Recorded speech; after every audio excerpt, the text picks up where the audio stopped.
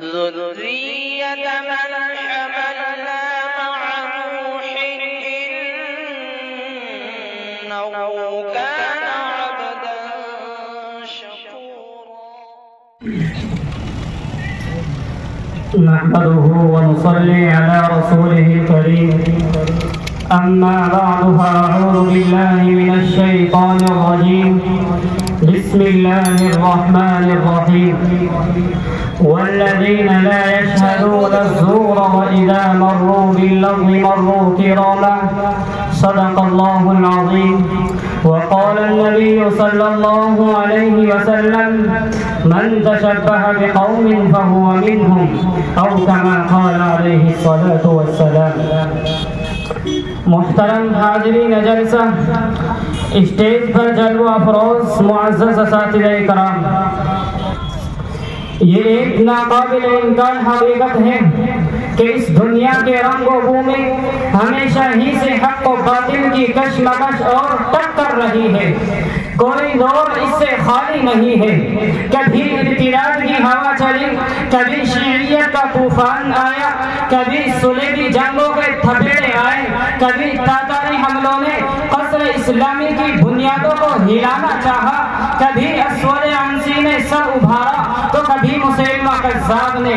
لیکن حاضرین کرام، یہ امر بھی نصف النہار کی طرح آیا ہے کہ جب بھی باطل سامنے آیا تو حق نے اس کی آنکھوں میں آنکھیں ڈال کر باتیں کی ہے. چنانچہ نمرود نے سر اٹھایا تو ابراہیم پیدا ہوئے، فرعون نے جنم لیا تو موسیٰ نمودار ہوئے. لیکن آج پوری دنیا ایک ایسے مغربی طوفان کے فتنے میں مبتلا ہے جو ماضی کے تمام تر شرور و فتن سے بدل گئے اولا خطرناک ہے. فَهِيَ رَدَّةٌ وَلَا أَبَا بَكْرِ لَهَا. یہ ایک ایسا ارتداد ہے جس کی سر پھوٹی کے لیے کوئی ابو بکر نظر نہیں آتا. اسلامی تاریخ نے بارہا مختلف شکلوں میں ارتداد کا سامنا کیا، مگر وہ ارتداد جزوی ارتداد تھا.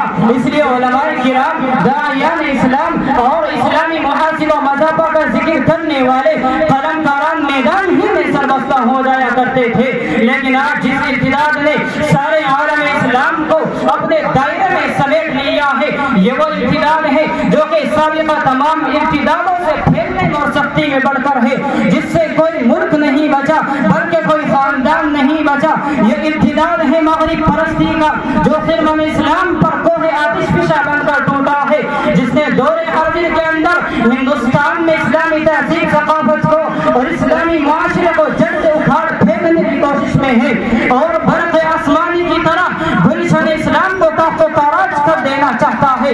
یہ ان یہودیوں کی ایجاد ہے جنہوں نے دین کی بنیادوں کا انکار کیا، غیب کا انکار کیا، وحی کا انکار کیا، آسمانی شریعتوں کا انکار کیا، نبوت کا انکار کیا، اور یہاں تک کہ ہندوستان کے نام نہاد رجال کو خرید کر نبوت کا دعویٰ کروایا، خدائی کا دعویٰ کروایا، غلط عقائد کا دعویٰ کروایا.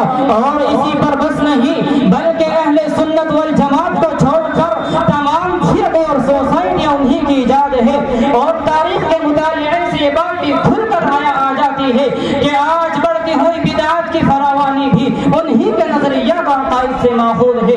میرے غیور دوستوں اور اسلام کی ڈوبتی ہوئی دنیا کے کھیون ہاروں، اسی پر بس نہیں بلکہ انہوں نے معصوم مسلمانوں کو تباہ و برباد کرنے کے لیے مختلف آلات غیر شرعی ایجاد کیے. وہ ریڈیو ہو یا ٹی وی، سنیما ہو یا میوزک، وی سی آر ہو یا فلمی گانے، قتل و غارت گیری ہو یا زناکاری، بے پردگی، سود خوری ہو یا جوا اور سٹے بازی، غرض اس طرح کی سبھی فرشکاریوں کا آگ فہم کر دیا ہے.